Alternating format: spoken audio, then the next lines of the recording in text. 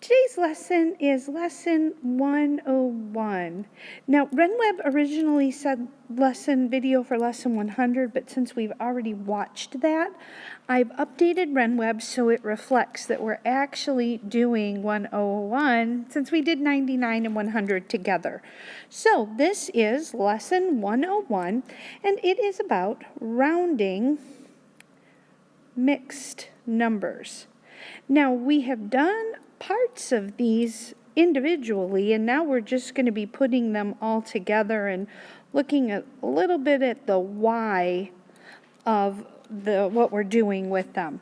So, rounding mixed numbers. So, this should be a nice, easy lesson for a quick evening's video. Now, the first thing that I want you to do is across the top of the page, I want you to draw a nice number line that goes all the way across and give us a line, and right in the middle a small line. Now we're just going to pick some numbers out of the random air, and let's say that this is 5 and this is 6. Now right in the middle would be 1/2. So we'll put down here 5 and 1/2.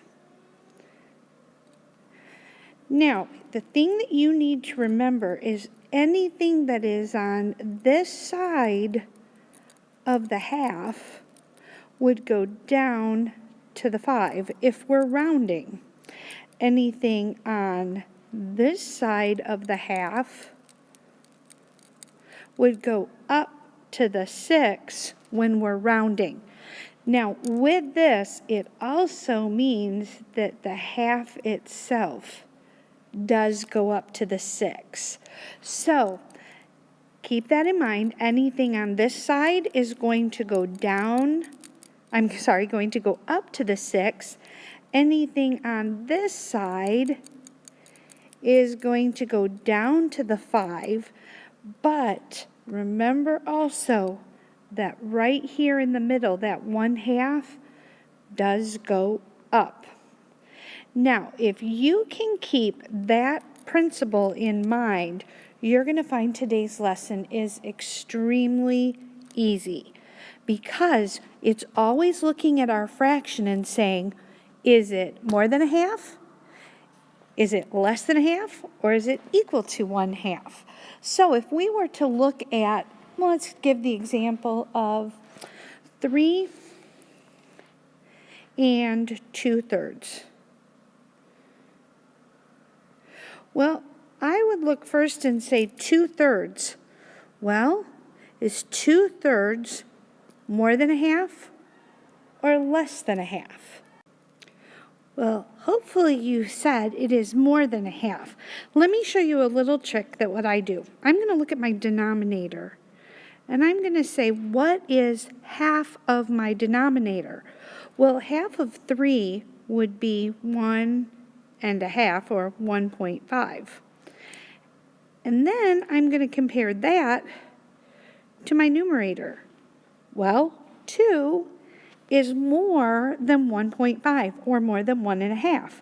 And so I know then that when I would round this number of 3 and 2/3 would round to the whole number of 4. So you see how that works? If you look at your denominator and take your denominator, divide it in half, and compare that to what you have as the numerator. Let's do a couple more like that, but you'll see right away whether it's going to fall into the less than 1/2 side or whether it's going to fall into the more than 1/2 side. So you still have your number line to look at, and we'll go ahead and do a couple more samples to make sure we're all on the right track. Now, how about if we did 7 and 1/8? Well, if you use the tip that I told you, right away you would look at your denominator, divide it in half, which would be 4. 1 is less than 4. Now, you don't actually have to write this out when you do it in the book. I'm just writing it out so you can see what our thought process is. Well, half of 8 is 4. 1 is less than 4, so what would 7 round to? 7 1/8 would round to 7. And if we did 6 3/5. 6 3/5. Right away, I'm going to look at my denominator. I'm going to divide it in half. I get 2.5, which is 2.5. 3 is greater than 2.5, so my number would round to 7 because I'm going to go up. Again, looking at that number line, you have passed the 1/2 mark. Now also, just so you can make sure you're seeing it, if we did 8 3/6, well, follow the same procedure. Look at your denominator. Half of 6 is 3. Oh, wait a minute. 3 is the same as the 3 that I have. So what would 8 3/6 round to? Go ahead and write your answer. Hopefully you wrote 9. Because remember, if you look at that number line, half rounds up.